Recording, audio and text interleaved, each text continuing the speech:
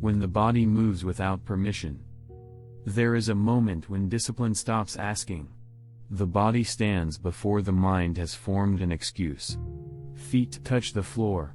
Cold air fills the lungs. Fingers stiffen as they tie the same knot they tied yesterday. No ceremony. No debate.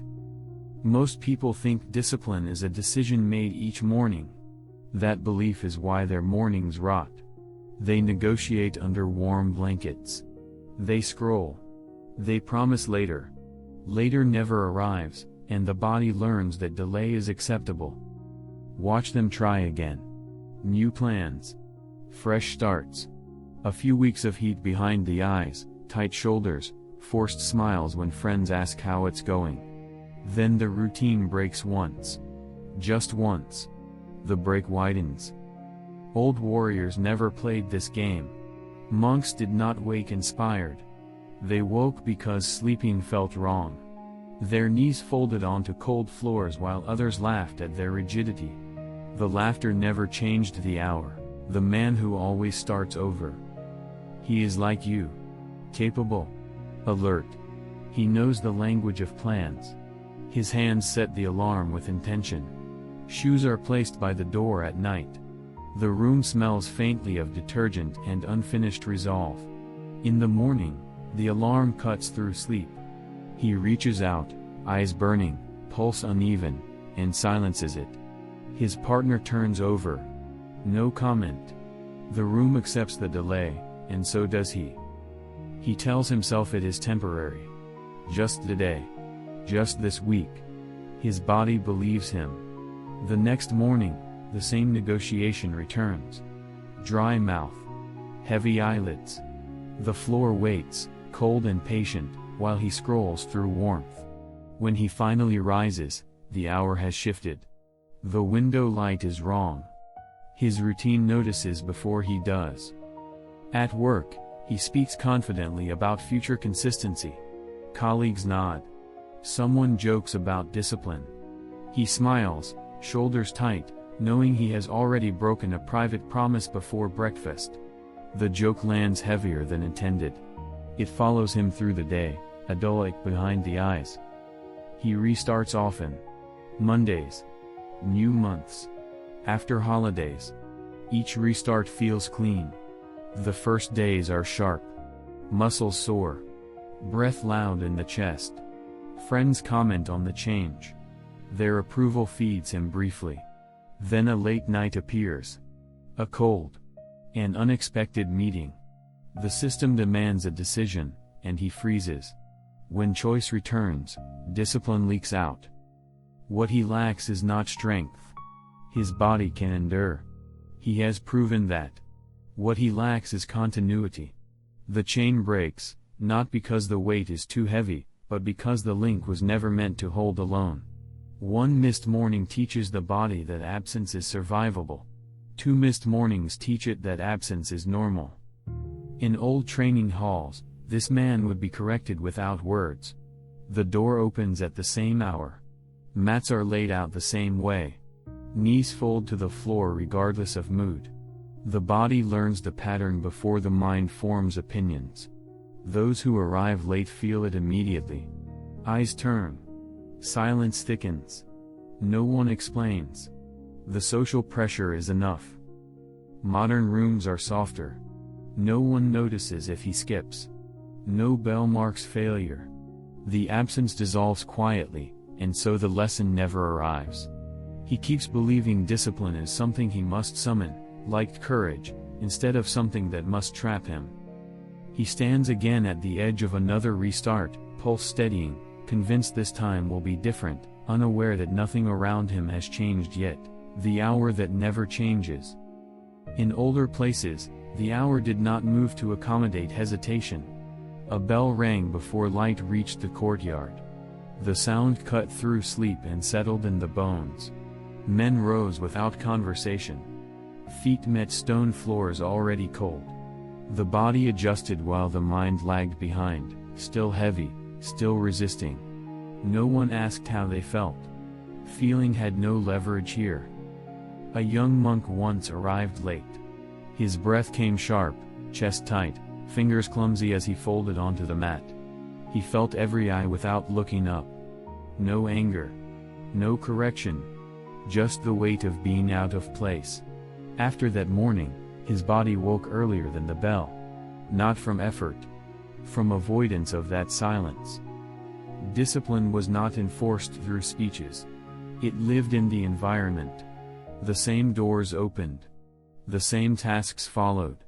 The same hands wrapped the same tools. When rain fell, practice moved indoors without pause. When illness came, movement slowed but never disappeared. The chain held because it was never questioned. Contrast that with now. Alarms are suggestions. Calendars bend. Plans renegotiate themselves. The body wakes unsure of what is expected. Shoulders tense. Jaw tightens. The mind scans for options. Every option drains a little more authority from the routine. Choice multiplies, and discipline thins. Watch someone decide every morning. The ritual never roots. Shoes by the door mean nothing if the door does not open at the same hour. A schedule written in ink still dissolves when mood intervenes. The body learns this pattern quickly. It learns that hesitation is allowed, that delay carries no consequence beyond mild guilt. In disciplined spaces, guilt is unnecessary. The consequence is immediate and social. Arrive late and you kneel alone. Miss a session and the next one feels heavier. Not because anyone punishes you, but because the room remembers. Consistency becomes visible. Absence has a shape. A swordsman practiced cuts at dawn. Same number. Same angle. Same breath. His wrists ached. Calluses split. Villagers mocked the repetition. He did not respond. When asked why he trained without variation, he wiped his hands, skin rough, and returned to the stance. The hour answered for him. Removing choice is not dramatic. It is quiet. The belt is tied before the mind suggests alternatives. The mat is unrolled before excuses gather. The body begins to expect the action. When it does not arrive, something feels wrong. That discomfort becomes the new signal. This is the ancient difference. Discipline was not something added to life. It was built into time itself. The hour carried authority. Miss it, and you felt exposed. Keep it, and the body settled. Modern men try to feel ready first. The old systems never waited. They let readiness catch up, or not, and moved anyway. The hour still stands, waiting to see who will bend next, where mornings are lost in quiet negotiation. This is where most days collapse. Not loudly. Not in failure anyone can point to. The collapse happens under blankets, in kitchens, in empty gyms where lights stay off a little longer. The body wakes. Breath is shallow. Tongue dry. The ceiling waits. The first thought arrives already soft. Just today. Just this once. Hands reach for the phone. The screen warms the face. Time loosens its grip.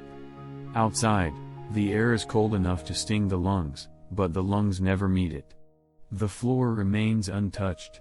Somewhere, a routine dissolves without protest. The negotiation feels harmless. It always does. The body is tired. The legs ache. The shoulders feel tight from yesterday. These sensations speak convincingly. They sound like wisdom. The mind listens. The deal is made. Training will happen later. Work will start after one more scroll. No one objects. In places built for discipline, this conversation never begins. The body is already moving.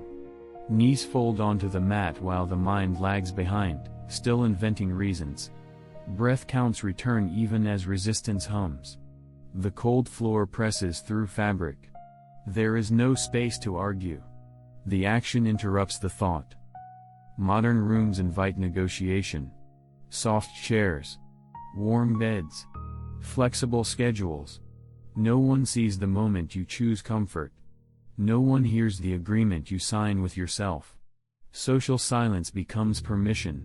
When you arrive late, no eyes turn. When you skip, nothing changes. The body learns the cost is low.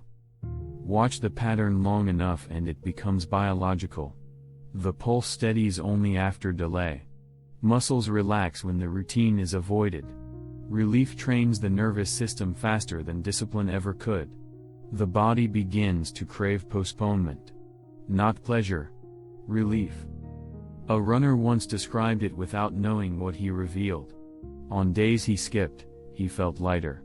Less pressure. Less expectation. Friends told him balance mattered. They meant well. Their words softened the edge further. He smiled, nodding, calves tight with unused energy. The next morning, the negotiation returned earlier. In training halls, relief came after action, not before. Exhaustion followed movement. Stillness followed effort. The body learned a different order. Skip the order and the body rebelled. Sleep felt wrong. Appetite dulled. The absence created friction instead of comfort. Negotiation is invisible, but it leaves marks. Calluses fade. Timing slips. The body hesitates at thresholds it once crossed without thought. You feel it when you finally stand up. The floor feels colder than it should. The room feels unfamiliar. The routine no longer recognizes you. This is not a failure of will. Will never stood a chance here. This is a system that allows debate at the exact moment debate is most persuasive. When the body is half awake. When sensation speaks louder than intention. The question is not how to win the argument. The argument itself is the trap. Every morning you enter it, you teach the body that discipline is optional, and the body remembers faster than you think. The path with no alternative routes. In disciplined systems, the path does not branch. It narrows. The body steps into it without surveying options. At dawn, the door opens. Air cuts the face. The same mat waits. The same tools lie where they were left. Hands move before preference forms. This is not rigidity. It is relief. A warrior once described it without knowing the weight of his words. He said training felt easier after he stopped deciding. Not lighter. Easier. The shoulders still burned. The legs still shook. But the friction moved elsewhere. It left the mind.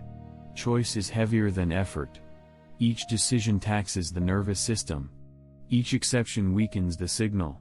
In flexible routines, the body stays alert for change. Jaw tight. Breath shallow. The system never settles. In fixed routines, the body relaxes into inevitability. The action is coming whether you approve or not. Watch how this works in small things. Shoes laid out the night before. The alarm placed across the room. The bag packed without checking the forecast. These are not tricks. They are removals. Each one steals a decision from the morning. The body wakes into momentum instead of debate. In older disciplines, this was done openly. Time was fixed. Action was fixed. The rest was irrelevant. When rain fell, practice moved indoors without pause. When exhaustion arrived, intensity dropped but attendance remained. No one asked what felt right. The system already answered. Modern attempts often fail here. People design routines that still require permission. If energy is high, train hard. If mood is low, rest. If schedule is busy, adjust. Each clause sounds reasonable. Together, they dismantle the structure. The body learns that consistency is conditional. In contrast, the one-way path removes conditional language. When the hour arrives, the action begins. Not perfectly. Not heroically. It begins at whatever level the body can sustain without breaking the chain. This continuity teaches something deeper than motivation ever could. It teaches expectation. Expectation reshapes identity. When the body expects movement at a certain hour, stillness feels foreign. When the hands expect work, idleness becomes uncomfortable. This discomfort is quiet. It does not shout. It nudges. It pulls you toward the path without force. Others notice before you do. Invitations come with hesitation. You're probably training, they say, half joking. The joke carries distance. Your predictability unsettles them.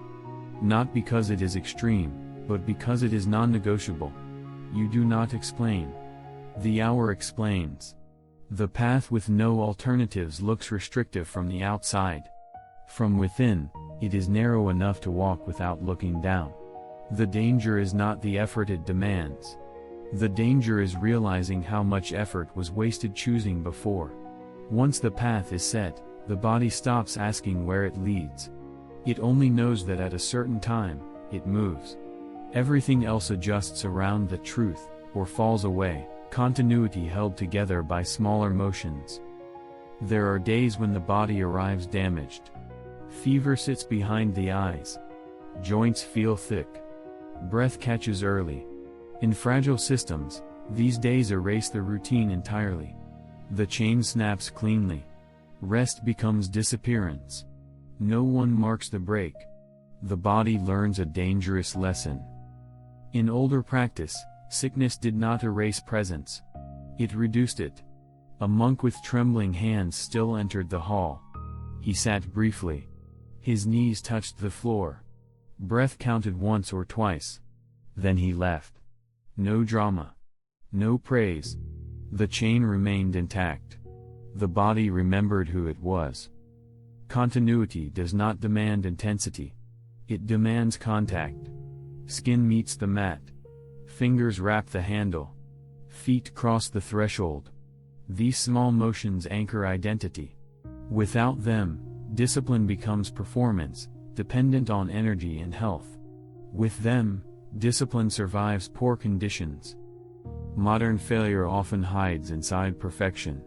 People wait for the real session. The full workout. The long focus block. When they cannot deliver it, they deliver nothing. The body notices the absence, not the intention. It registers disappearance, not restraint. In disciplined environments, reduced days look ordinary. A warrior with an injured leg practices footwork seated. Movements are slower. Breath shorter. Sweat minimal. Still, he shows up. Others see him. The room registers his presence. Injury does not exempt identity. This continuity creates an internal pressure that motivation cannot replicate. When you miss entirely, something feels wrong later. Appetite dulls. Sleep fragments. The body searches for the missing ritual. This discomfort is quiet but persistent. It pushes without shouting. Friends misunderstand this. They suggest rest. They say skipping is smart. Their concern is genuine. Their words also offer an exit. You feel the pull. The invitation to disappear is polite and reasonable. You decline without explanation. The discomfort shifts outward. They feel judged without being judged. Distance grows. Small motions prevent large collapses. One sentence written. One lap walked. One stretch held. These are not symbolic gestures. They are signals. They tell the nervous system that the chain still exists. The next day, returning fully costs less. In flexible systems, people celebrate extremes. Hard days. Long streaks. Big outputs. They ignore the quiet middle where identity is forged. In rigid systems, the middle is everything. The days where nothing impressive happens. Where the only victory is showing up. Continuity feels boring to watch. Repetitive. Predictable. That predictability unsettles people accustomed to drama. They look for progress you cannot point to. You do not offer updates. The routine speaks for itself. When continuity is protected, discipline stops swinging between intensity and collapse. It flattens into something calmer. Something closer to habit, but heavier. Habit can be broken without consequence. Continuity carries weight. Break it, and the body knows immediately. The danger is not missing a perfect day. The danger is allowing a day with reduced capacity to teach the body that absence is acceptable. Once that lesson is learned, it spreads quickly. Response is decided long before pressure arrives. Failure rarely begins with chaos. It begins with surprise. A late meeting. A sick child. Rain against the window. The body stiffens, pulse rising, because a decision is suddenly required. In that moment, most routines collapse. Not from weakness, but from delay. In disciplined systems, surprise has already been addressed. The response exists before the event. When rain falls, practice moves indoors. When exhaustion appears, intensity drops, not attendance. When time compresses, the shortest version of the ritual survives. No thinking. The body recognizes the pattern and moves. This removes the most dangerous moment from the day. The moment when stress demands creativity. Creativity feels intelligent. It is also slow. While the mind searches for the best option, the window closes. The hour passes. Discipline dissolves politely. Watch how pre-decided responses work on the body. When the unexpected happens, breath stays steady. Shoulders do not rise as high. The hands move toward familiar tools. There is no spike of urgency. The system absorbs the disruption without drama. Others notice the calm and mistake it for confidence. In flexible routines, disruption exposes fragility. The body tightens. Jaw locks. The mind races through alternatives. Each alternative carries doubt. The room feels louder. Time feels thinner. When the decision finally lands, it is often to skip entirely. Relief floods the system. The body records the relief. A craftsman once described his rule without knowing it was a rule. If the shop opened late, he worked half as long. If tools broke, he repaired them before leaving. If customers interrupted, he returned immediately after. He never asked whether the day was ruined. That question did not exist. His hands were rough, movements efficient. Others adjusted to him without discussion. Pre-decisions protect continuity. They prevent emotional spikes from rewriting identity. When the body knows what happens next, it does not panic. It does not bargain. It executes. Social friction appears here as well. People expect flexibility. They ask you to bend just this once. Their tone is casual. Your refusal is quiet. You glance at the clock. You gather your things. No explanation. The silence creates distance. They feel it. You feel it too, but differently. The discomfort stays outside. Without pre-decided responses, discipline becomes a hostage to circumstance. With them, circumstance becomes background noise. The routine does not win every battle. It does not need to. It only needs to survive contact. This survival reshapes trust.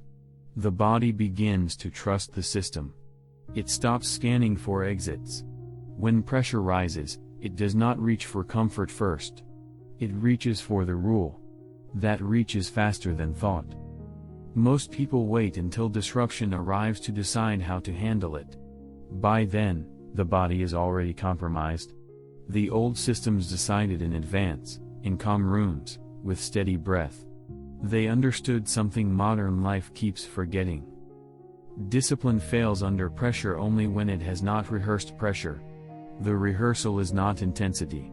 It is repetition of the same response, no matter the trigger. When X happens, Y follows. The body does not argue with clarity, when the body acts before permission is given. The change does not announce itself. There is no moment you can point to. One morning, the body moves before the mind gathers language. Feet touch the floor. Breath enters cold air. Hands reach for familiar weight. Only later do you realize there was no discussion. This is how identity shifts. Not through intensity, but through precedence. Action arrives first. Thought trails behind, confused and slightly embarrassed. The body has learned the order. It trusts it. You feel it when something interrupts the routine. The irritation is immediate and physical. Jaw tightens. Shoulders lift. Not from anger, but from misalignment. Something expected did not happen. The discomfort is sharp enough to correct course without effort. You adjust the day instinctively. Others notice how quickly you recover and assume discipline is easy for you now. It isn't easier. It is quieter. Social friction grows here. Friends joke that you are rigid. Invitations come with disclaimers. "I know you won't come," they say, smiling. The smile carries distance. You nod without defending yourself. Your predictability unsettles them. Not because it is extreme, but because it is stable. Stability exposes how negotiable their own routines are. At work, your timing becomes obvious. You arrive the same way. You leave the same way. When emergencies arise, you handle them cleanly, then return to your rhythm. People stop asking you to stay late without reason. They learn the boundary without being told. The room adjusts around your consistency. Inside, something else happens. The body stops seeking permission. Hunger arrives on schedule. Sleep deepens at familiar hours. When you miss a session, the day feels incomplete, not guilty. Guilt belongs to rules you break. This is absence. The body wants the missing piece back. This is where discipline stops feeling like effort. Not because effort vanished, but because identity took over the work of enforcement. You are no longer trying to be consistent. You are maintaining coherence. The difference is subtle and absolute. Old training halls measured this shift indirectly. The student who no longer looked around for approval. The one who adjusted silently when conditions changed. The one who did not rush on good days or disappear on bad ones. The one others quietly aligned themselves with. You notice it when someone trains beside you. Their pace drifts. Yours does not. They glance over. You do not look back. The silence communicates enough. They feel the gap without understanding why. Discipline as identity creates a kind of gravity. It does not pull loudly. It bends space slightly. People either fall into step or drift away. Neither outcome requires explanation. The danger here is subtle. Pride can creep in. Performance can replace presence. The old systems guarded against this by returning to the same small actions. Same hour. Same floor. Same breath. No escalation. No celebration. When discipline becomes who you are, maintenance matters more than expansion. The body already knows what to do. Your task is not to improve it, but to avoid interfering. This is the point most people never reach. Not because it is difficult, but because it requires surrendering the illusion of choice. Once the body takes over, the mind loses its favorite role. Many cannot tolerate that loss. The day choice quietly leaves. At some point, the question disappears. Not answered. Removed. The body no longer asks whether today will follow the pattern. It assumes it will. You wake and move without surveying options. The floor is cold. The air is sharp. The same weight meets your hands. The repetition feels ordinary, and that ordinariness is the proof. Discipline was never the act itself. It was the removal of debate. What remains is not intensity, but alignment. Your days stop swinging between effort and collapse. They settle into something flatter, heavier, harder to disturb. You are not forcing consistency. You are maintaining coherence. Others feel this before they understand it. They stop negotiating with you. They adjust plans without asking. Your time becomes predictable, and that predictability carries authority. You do not explain yourself. You do not defend the routine. The absence of explanation does the work. Inside, the change is quieter. There is less self-talk. Less justification. When disruption appears, the body responds without panic. When a session is missed, the discomfort is informational, not emotional. Something is out of place. You restore it. No drama. This is why discipline as identity cannot be borrowed or imitated. It emerges only when choice is surrendered consistently enough that the body takes over enforcement. The mind loses its leverage. Many people sense this and retreat. They prefer the illusion of freedom that comes with constant negotiation. Old systems understood the risk. They returned practitioners to the same small actions every day. No escalation. No celebration. Just maintenance. Identity is preserved by repetition, not by progress. If you are still deciding each morning, discipline has not arrived yet. When it does, you will not feel inspired. You will feel settled. The routine will feel heavier to break than to keep. Write one sentence in the comments. Name the action you will perform at a fixed hour, regardless of mood. No explanation. No context. Let the hour speak for you.